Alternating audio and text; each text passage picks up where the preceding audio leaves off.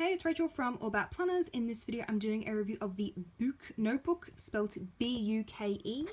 Just show you here. So you can find it on this website. Now, why did I get this notebook? It is 160 GSM paper, so that is really thick. Most bullet journal notebooks will come with even as low as 80 GSM, which is just going to totally bleed through, or your pens will. Usually they'll be around 100, 120, which is getting better, but there'll still be some ghosting for most pens. So you really, if you're concerned about that, you'll want to be looking for about 140 to 160 GSM paper. 160 GSM is the thickest that I have found for a dot grid notebook, and for a planner for that matter. So this one worked out really well with the pen test, which I'll show you in a minute. So the page size of this is around about A5. It's about 5.5 inches wide by about 8.25 inches high. So actually that's probably more like a half US letter size, a little bit bigger than A5. Got this really pretty blue cover. There were other colors to choose from, but I'm a sucker for blue. Looks really nice. You've got a built-in pen loop. Love this little gold foil detail. It's around about, I'd say, 3/4 of an inch thick, maybe like 2 centimeters, so it's pretty chunky. It's a bit more heavier than most dot grid notebooks because you do get 160 pages plus the thicker paper. Obviously, it's going to add some weight to it, but it's not so heavy that you couldn't like take it with you.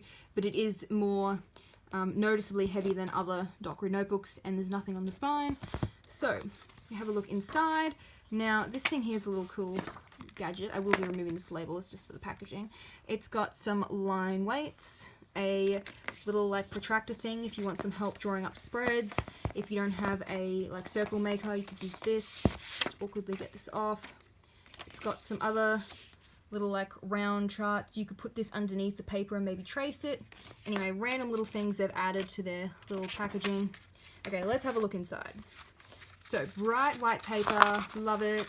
I'm a sucker for bright white paper on dot grid notebooks, especially for sewn bound notebooks because they don't tend to have this really nice white. It's usually a like yucky yellow creamy color, which I just hate. So nice crisp white pages. However, as you probably noticed at the front, there's no index or anything like that. There's no page numbers, it's just dot grid pages. So if they were numbered, I think this would be one of my all-time favorite sewn bound notebooks. However, no page numbers is definitely a major con. So a lot of pages. They are laying flat on their own. As you can see, that hardcover, the weight of it is enough to hold it down. If I get a bit further in, you do need to crease the pages a bit, but they're not like closing on their own, which is pretty good. So let's go to that pen test. Okay, so I did a fair few highlighters and stamps and then all the usual pens, and I also made note of what highlighters that I use because a couple of you had commented that on some of my other review videos. So as you can see, the Stabilo Boss is my go-to. The reason being is that it perfectly fits between a 5mm dot grid spacing, whereas some of these others like the Mild Liner and the Friction, they're a bit smaller. So I mean, that's okay, but if you want it to be the exact like height of the dot grids, go for the Stabilo or the Staedtler. And then I did all the usual gel pens, ballpoint pens. So let's check the ghosting. For being 160 GSM thick, it's pretty good for the pens, but as you can see, I'm going to zoom in a bit, you are still getting a bit of highlighter ghosting. So great for pens, little bit on the highlighters. Let me show you a bit better. This paper feels really thick when you touch it. It feels like you're picking up 2 pages.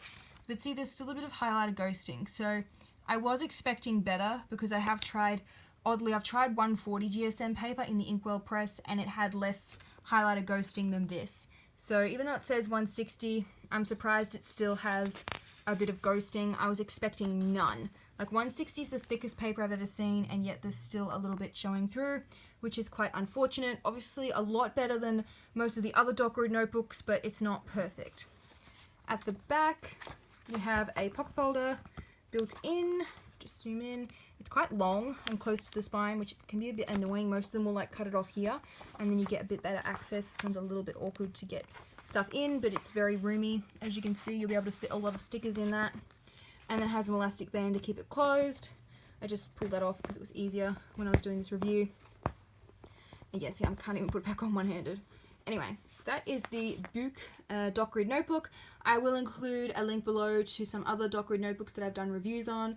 I'll do a link for the Inkwell press if you want to see how the 140 GSM paper holds up against ghosting. Anyway, all those links will be below if you want to have a look at some other bullet journal notebooks. And I'll also have photos of that pen test linked to the blog post below this video as well. So, hope you found this review helpful. I have done a ton of other bullet journal notebook reviews, so don't forget to check out my channel.